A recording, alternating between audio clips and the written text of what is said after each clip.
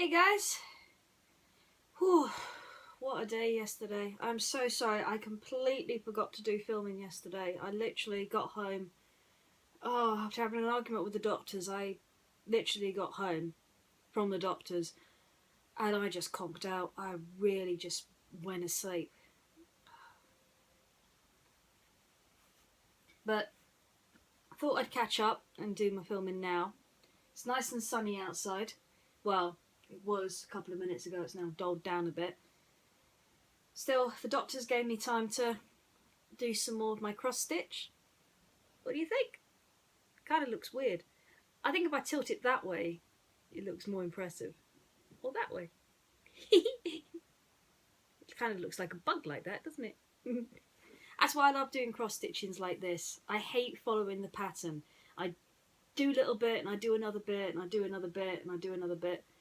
It just, to me, it's kind of like painting a painting, but doing it bit by bit and seeing what kind of patterns that you get as you do it. Kind of like a detective, really. In fact, exactly like a detective. A detective gathers all of the witness statements, they gather all of the bits and bobs that they need, and then through those clues they work out what happens. What happened to the scene, what happened to the person, and more importantly, who did it. So what happens, say, when they get it wrong? What happens when they jump to conclusions or misjudge? Basil may be the greatest mouse detective, but even he has flaws. But luckily, he's got Dawson to give him a hand, which is today's story. Today's story is a great mouse detective story, and it's called Basil's Blunder. Dawson was just sitting down before the fire at 22 1 and a half B Baker Street. Sorry, 22 1B Baker Street is Sherlock Holmes's address. This is 22 1 half B Baker Street. Little mouse hole right in Baker Street. When he heard a sharp rasp on the door, Basil put down his microscope and marched to the door. Yes, what is it? He asked.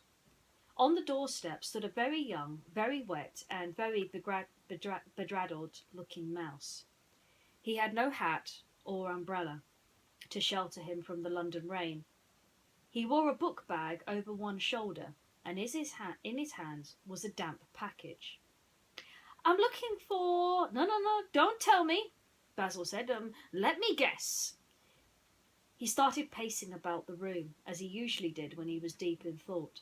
Basil hated interruptions, but he loved mysteries.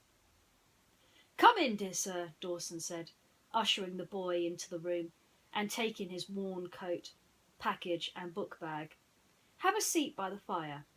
That is Mr. Dawson, Basil said. And you, he said, are a university student. Yes, the boy stammered. I say you are a struggling student by the look of it. You appear to be tired from too much studying. But what are you looking for?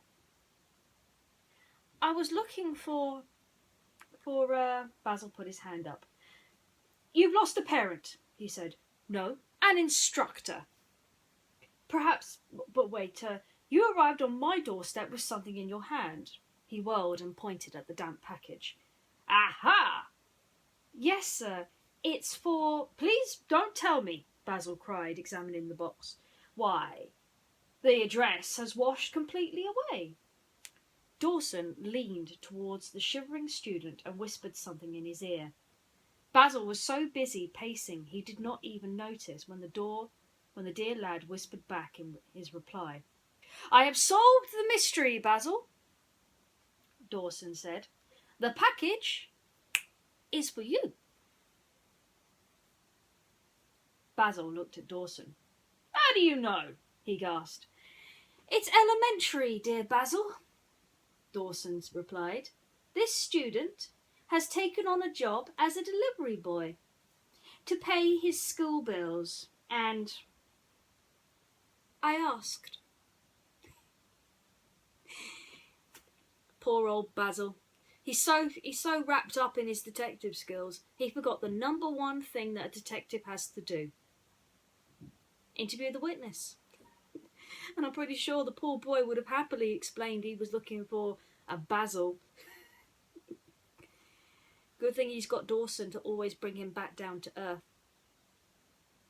Suppose that's kind of what sidekicks are for. They allow you to examine people. Sort of bring forth the kind of remark that people have. We wouldn't really imagine a Batman without a Robin, would we? Or even a Sherlock Holmes without his dear friend Dr. Watson. But sometimes we get it wrong. And we do need someone to talk to us and assure us that we're doing the right thing. Perhaps that's all it takes. One person to turn around and say, it needs to be done this way, not the way you want to do it. The next time you do a project and you're stuck, think about asking someone to look at it in another way. Whether it's a project that you've got for school, a very important assignment for university, or even, God forbid, a deadline that's coming up. Sometimes having a fresh eye on something from someone who has little or no involvement in the project can reveal the one nagging thing in your head that has been bugging you. And often it's best to ask now than wait 10 or 20 years and realise after a little while what that one nagging thing was. Well, I better begin my day, I suppose. The rain's stopped at least, and I could finish off my cross-stitch today. I hope you like it, and don't forget to comment and see if you can guess who it is. Again, I've just revealed a little secret, haven't I? I'm going to wish you all well in my little mystery to you. Until then, good luck, my friends.